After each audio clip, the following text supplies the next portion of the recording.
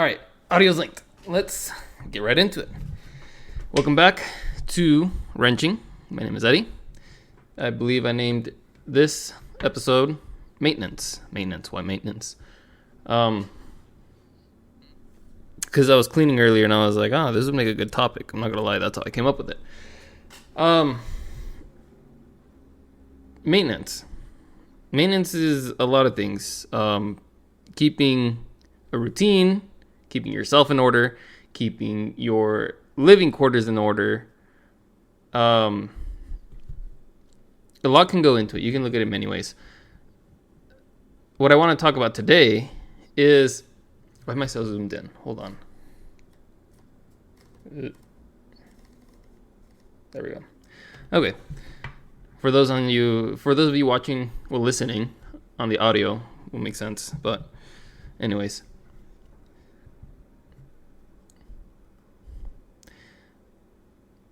I know both men and women that are not clean.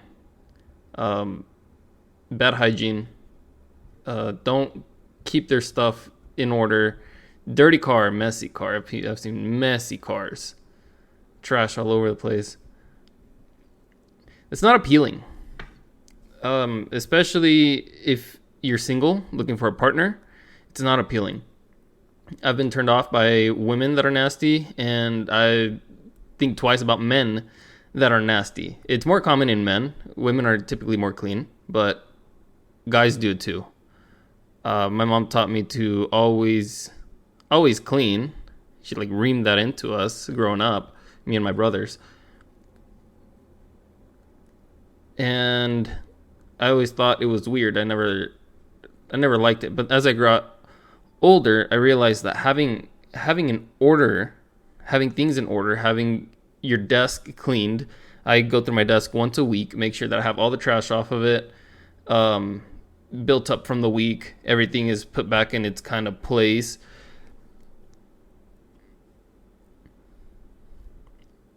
Any books that I kind of grabbed off the shelf, put back. Just order. And then it goes with routine. Once a week, I come and do this. Every other day, I wake up early, go to the gym.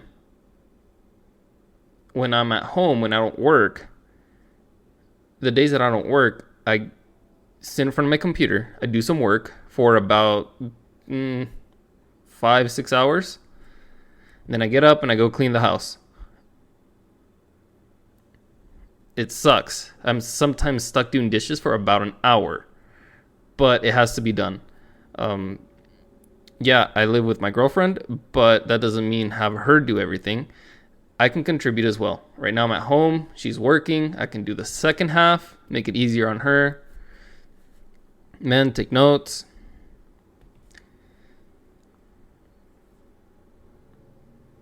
It's annoying work. It is annoying work. Brushing your teeth. I had to get into that habit. Well, I guess I got into that habit at a younger age. 14-ish. I started making it more consistent. Between 10 and 14, I guess I was trying to pick it up, and I never did. But I kind of I'm kind of picky. I judge, I'll be honest. I judge. I didn't like trying to talk to somebody and smelling their breath.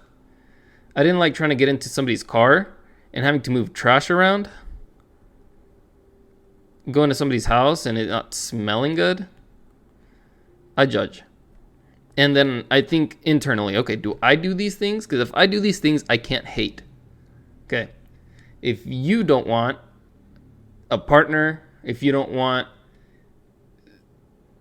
if you don't want friends that are messy, you have to have standards for yourself, because your external will reflect your internal.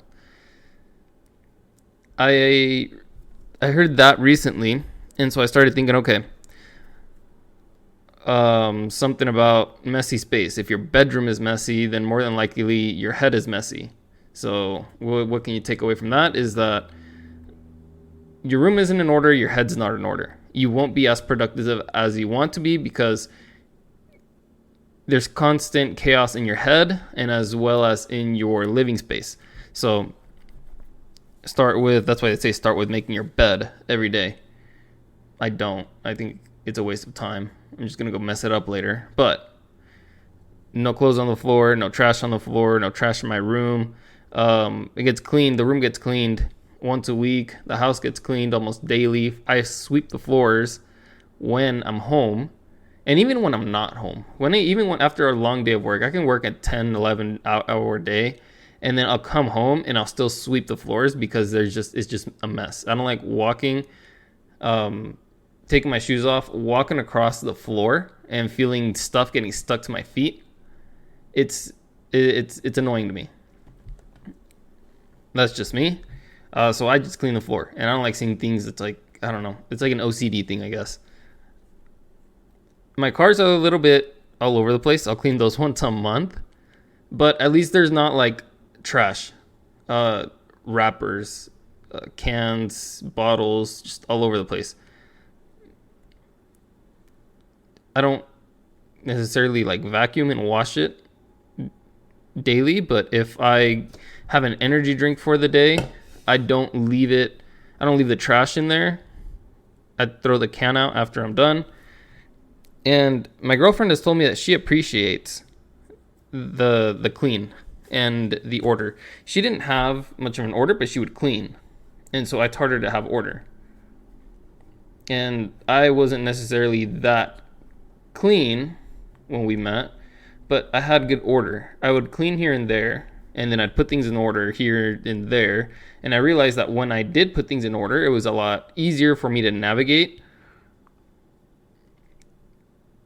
And then I started thinking internally, like okay, again, your externals are a representation of your internals. So started thinking inside my head, okay, so if I'm looking at my desk and it's a mess and I'm also stressed, okay, I'm looking at my desk, okay, this is gotta get cleaned up, okay, now I had a mess on my desk, now let's work on the mess inside my head. Why am I stressed? What is bothering me? Is there something that I need to take care of? Is there something that happened that is bothering me? Or is it multiple things at once? And have I not decided to knock one thing out at a time? And am I overwhelming myself? And that's why it's so clustered inside my head and nothing makes sense. So I have to learn to take a step back, work on one thing at a time. Last year in 2024, when I set goals, I told myself I'll give myself 3 projects. My one main project that's going to take up 80% of my energy. When I'm not working on that, I have a 15% project, which I kind of look at, I dabble with here and there. And then I have a 5% project where it's an idea and I'd like to pick it up once I put my number 1 aside and my number 2 becomes my number 1. And then I'd find a replacement for number 3. That way, I can stay focused on one task 80% of the time. I can study one thing at a time. I can lock in on one thing at a time. And it could be in that one thing. Let's say you choose coding. Let's say you want to be a coder. Okay, well, coding, I don't know much about code. But let's say you choose the one thing. And then you have a hobby. Let's say you ride bikes. And then you like collecting turtles, just like turtle figures or whatever. So now you have your 3 things. So coding's your main thing. You know that's going to be your income for a while. You have your hobby, and then you have your turtle collection, which is just an idea, not something that you're too heavy in. So within coding, there's going to be a lot of things you got to learn. That's why it takes 80% of your energy. There's going to be a lot of things that go with it. A lot of different things that you got to study and analyze. And so it's not just that single task. There's multiple tasks within coding. And so if you're trying to think about your coding plus a cycling event that you want to go to this weekend, plus your turtle collections that you still want to maintain, it's 3 things at once. and nothing's getting done because you're thinking about everything that goes in coding, everything that goes on, that has to go on to make your cycling thing happen this weekend, plus everything that has to go on with your turtle collection. So when you learn to have order, like I said, 80, 15, 5, you learn to say, I'm working on this, everything else, nothing else matters. Everything else is put aside and nothing else matters.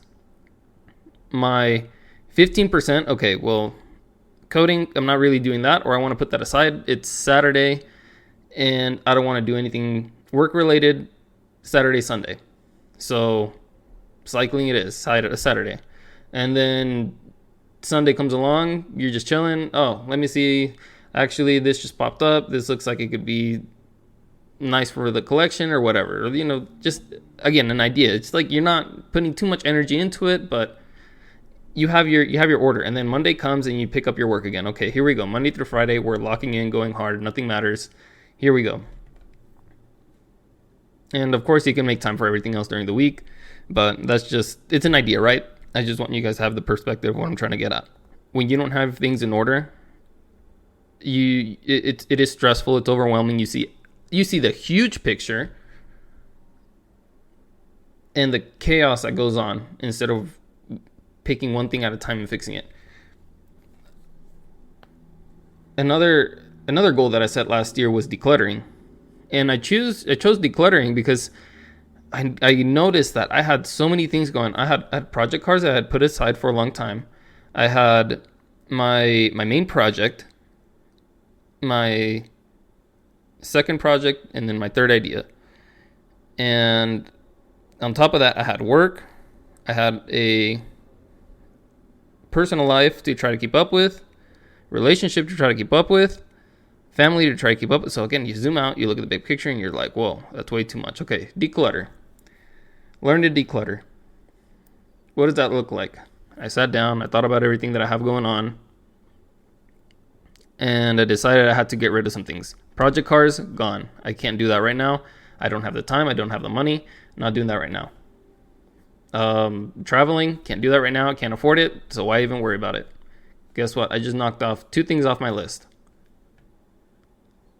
Now I can focus more on family, personal things, work, and my study related things. Instead of having to think about, well, I'm doing all this so that I can also do that, but that can only happen if this other thing gets out of the way. Well, then how about you just put all those things aside? When the time comes for it again, then it comes for it again. But putting too much on yourself at once is hard. It nothing gets done. I've noticed that when I think about too much, nothing gets done. I procrastinated instead, and I screw around doing things that have nothing to do with what I'm trying to get at anyways. And again, that reflects externally. People will see that in you. This person is just kind of hectic. They won't consciously think about it, but subconsciously they'll look at you and just like, this person's kind of hectic. They're all over the place. They talk about one thing and another and another. Like there's something attractive about a person that is dedicated to one thing. And it also shows like dedication to a person. Okay, this person's life is all over the place. They sleep around. They don't have an exact goal. Their work is always changing from one thing to another. It's one task or another. And they can't hold a job. They can't hold a relationship. Okay. Yeah, they're kind of good looking, but they're kind of crazy. Maybe I should stay away from them. Maybe. Subconscious thoughts. It's just like your subconscious will kind of take over your conscience of driving you away. That's why sometimes you meet people and it's like, well, this person says that they want to hang out, but then it comes time to hang out and they don't. Well, probably it's because they can't make decisions. They have too many things going on. They don't know how to make an order. And so their life is hectic. They can't choose for themselves. And that's bad in itself. That's a conversation for another day, but I'll just kind of skim over it. That's bad in itself because then If you're put in a spot where you got to make a decision, it's going to hurt everybody else around you because you can't choose and execute on what needs to be taken care of. Let's look at it financially. If you're late on rent every month, you're going to get kicked out of your apartment. If you're late to work every day, you're going to get fired. Having a routine will remind you, will make it easier to remember, I guess, because I still get distracted even though my Monday, Wednesday, Fridays. It's wake up at 3, go to the gym before work, start my day, go to work, come home, study, dinner, go to sleep. Like everything else in between is just whatever. But that's I know that Mondays, Wednesdays, Fridays, I do that. And then this year I've incorporated updating my daily goals. What did I do today that got me closer to my goals? So I guess just an idea. Today is the 14th of February. So today will be woke up 3 a.m., went to the gym, prayed before I started my day, worked on podcast, studied,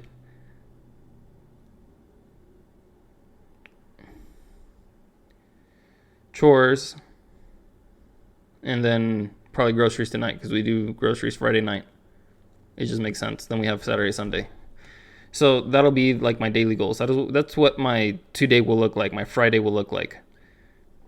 And then every other day in between, I didn't work today, so or else my work would go somewhere in there. My job, I guess. I still work. I just didn't go to my job. And so that makes it easier to remember. And then I go back tomorrow and I update my day again. I'll go back the next day, update my day again. And I've been doing this every day for the past month and a half now. And it kind of keeps me on track. So if I did everything that day, if I do everything today, I get a green day. I mark the day green. If something comes up and I don't get to anything, I will mark it yellow. Something out of my routine happened today. This is what happened. And I'll write it out, small explanation, and then mark it yellow. If I just did not do anything, if I decided to scroll Instagram all freaking day and not go to work and be lazy and unproductive, that's a red day. And I don't want red days. I want as many green days. Yellow days things come up. And that's why I like the idea of the green, yellow, red. Because then I can look at that day and say, okay, that day wasn't a complete loss. This came up. I needed to go help family. I needed to make an emergency trip. Something came up. And so I can't look at that day as a loss because something came up that was out of my control. The other day, my computer shut off and then the internet didn't work. It's like, okay, well, if I didn't do any computer work, it's because it just wasn't working. It's not because I chose not to go turn on the computer. I shower every night. So after I shower, I brush my teeth. And then, so those should be like no-brainers. Like as an adult, if you still don't even if you don't shower daily as an adult or brush your teeth, it's kind of gross. Again, if you're looking for a partner, that's kind of, that's a turnoff. Like nobody wants that. If you don't want a partner that isn't like that, don't be that person. The other day I was thinking about a partner doesn't complete you. You should already be working on that yourself. If you're looking for somebody to make you change, okay, well, I'll quit watching porn once I find somebody. That's an excuse. You shouldn't be doing that to start with. You should be able to put that aside, or you should be able to, well, not put it aside, quit it completely. It's unhealthy regardless. You should be able to put that aside, get rid of that completely and say, this is the person that I am. I'm going to change that person once somebody else comes along. I'm going to change not showering every day to showering every day once I get a partner. Well, that's kind of gross. So it's going to be a lot harder for you to find somebody. And then it's like, so if you're going to change that anyways, why not do it now? It's not like saying I'm not going to be broke tomorrow anymore. Like that one's a little bit harder. You got to work a little bit harder for that one. But I mean, keeping up with yourself, those things are easy. Those are things that you can manage every day. And you shouldn't allow yourself to not keep up with those things. You shouldn't have to change much once you get into a relationship. Once you get into a relationship, the only things that should change really are your people around you. You got to put priorities. You got to set different priorities. If you used to hang out with your friends a lot, well, that's going to change unless your partner is just okay with you spending less time with them, and you spending more time with your friends. If you agree on that, then that's fine. Or your routine. If you're used to, I don't know, staying in bed till 10 o'clock and your partner is an early morning person, then you might change that. Like some little things will change, but like big things should not. Saying I will be more clean once I meet somebody. I will be more productive when I meet somebody. I will be more caring when I meet somebody. Like those things have to change. You first change those things, and then you keep up with them. So then they just become a part of you, an attractive part of you. I will hold a job better once I'm in a relationship. I will hold a job better when I have a kid. You don't want to have a kid and then still not have your ducks in a row and not be able to figure out how to keep a job. And all that is maintenance that compounds and builds your character. It's like in GTA 5, I believe if you don't play your character for a while, you lose the skills. Like they start sucking in their skills. They're shooting, they're driving, they're flying, their stamina, and like stuff like that. If you choose not to play your character, you'll see that those things get bad as time passes. And then you come back and they suck. Well, as humans, the cool thing is that if you ever fall off of your habits and your maintenance, when you pick them back up, you'll go even harder. You will, because you already have that muscle memory. I've noticed every time when I go to the gym and then I take months off because I'm either working too long of days and I need the rest, and I prefer the rest and the money over the health, and I go back to the gym, I notice, okay, if I'm benching, if I'm benching, let's just throw a number out there, 140. If I can put up 140, do 3 sets of 10 reps at 140, and then I'm gone for 3 months, I'll probably drop down to about 115. And then the first time it took me 6 months to get up to that 140. Now, after the 2-3 months that I've been gone, I'll come back at 115, and then it'll only take me about a month before I'm back up to that 140. Something about doing something once makes it easier to do it again and again and again and again. And so, again, that builds your character. Long term, it just builds your character. It just becomes a part of you.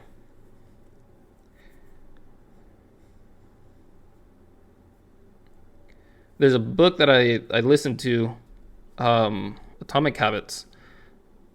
It says, if you want a good habit, or if you want a good habit, you have to replace a bad one. First, you identify all your bad habits. If you're really good at procrastinating, that's an easy one. Find something to do, and then do it. And the way you start with, so I quit social media earlier this year, and instead I started reading. So now, instead of scrolling Instagram collectively 2 hours a day, 5 minutes here, 10 minutes there, 12 minutes here, instead of scrolling for 2 hours a day, I'm reading. Or I'm keeping up with news. Or I reference back to something I'm studying just to kind of, it caught my mind, so I go look at it real quick. That's going to build my character long term to think of those things more instead of immediately thinking, go scroll social media. If you want to keep your house clean more, but your instant reaction is to leave and go hang out with friends, maybe you should stay home more and put up with feeling gross inside your own house, and then you'll decide to clean it.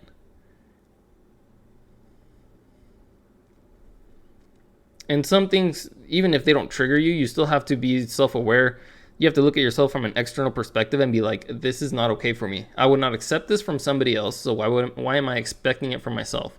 I think it was Luke Belmar. He either posted it or he said it. He's like, the courses are not the scam.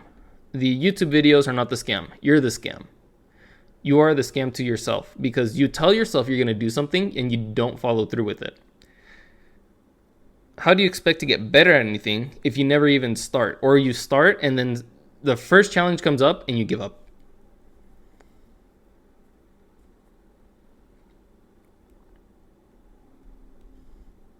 When it has to do with somebody else, with another person, that one's harder. Okay. For example, you sweep the counters, I sweep the floors. I can't sweep the floors until the counters are swept because then after the counters are swept, it's just going to make a mess again. Now you're counting on somebody else. And there's things like that. There's bigger scales of that, other ways to think of it, but that's the only one that came to my mind right now. Sometimes you do have to count on other people. Or for example, like this podcast. Me and my cousin said we were going to start it. And then when he couldn't do it, I just kind of stopped doing it, even though I wanted to do it. I was waiting on somebody else, and then I decided I'm not going to wait for nobody. This is something I want to do, regardless of if I get help or not, so I'm going to do it. And now I just kind of made it a habit. I didn't really have an idea for an episode today, I'm not going to lie. But in the middle of cleaning, I thought, well, this is weird. I'm a guy cleaning my apartment. Like, that's not very common, I don't think. But then I started thinking, well, this is not common in women either sometimes.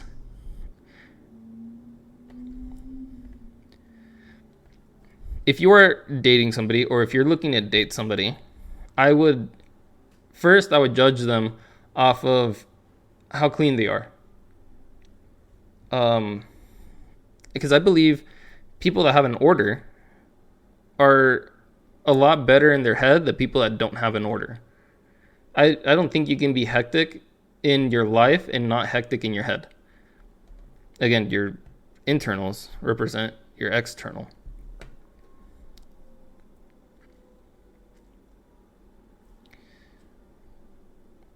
I heard this thing, I think it was on Patrick Bet-David's podcast.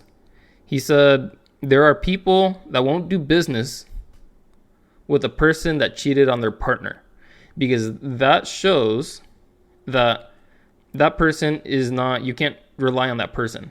They will cheat you on the deal that you made with them. They will cheat you on the work that you agreed that they would do. And so that person you can't trust.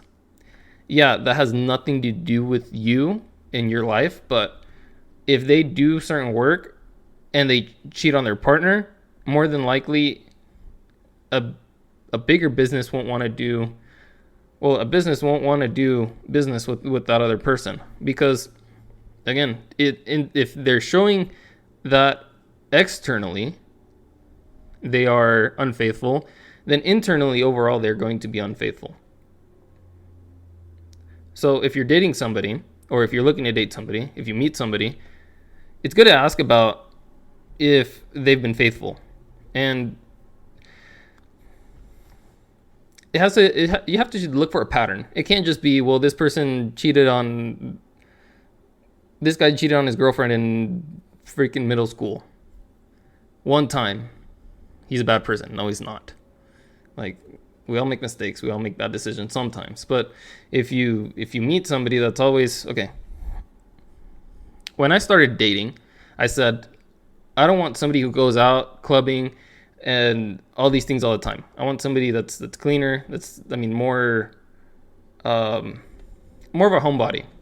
But where was I putting myself? I was setting myself up, going to clubs, meeting spontaneous people, and then I was just like, well, how am I ever going to meet somebody that I would actually like to spend more time with or grow a relationship with if this is the environment that I'm putting myself in? And it doesn't make sense.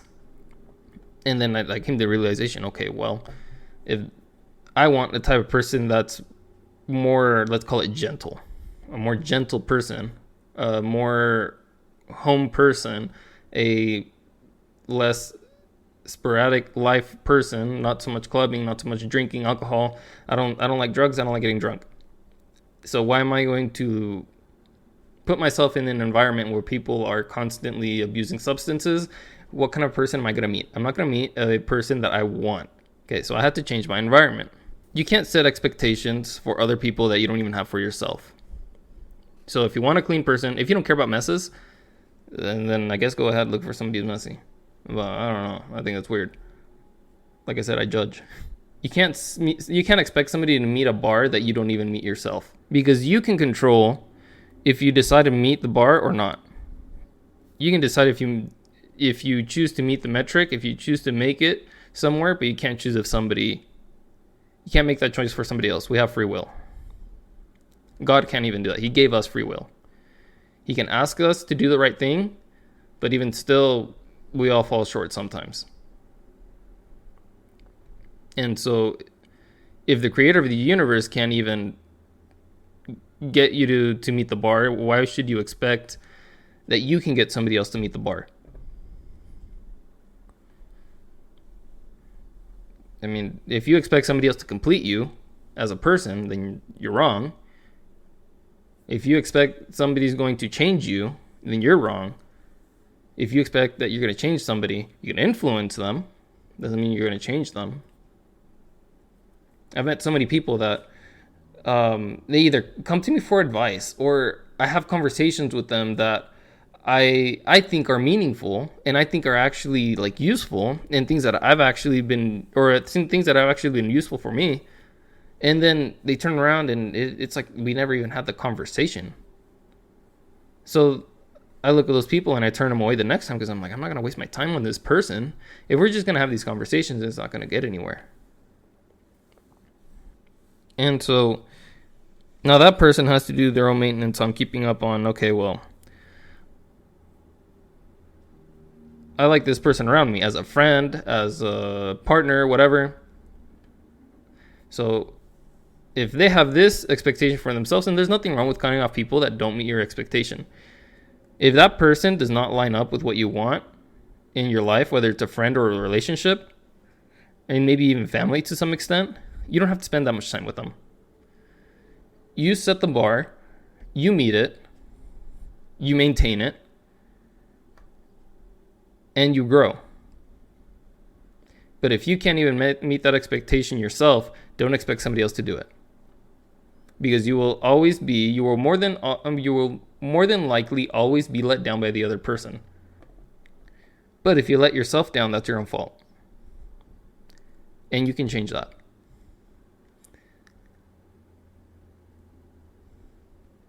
And with that, I'll end it there. If you guys like this episode, please subscribe to the channel. I got more things. I got like 80 other ideas for videos coming up. If you like the video, leave me a like, whatever platform you're listening on. Leave me a comment, whatever platform you're listening on. And I'll see you guys next time.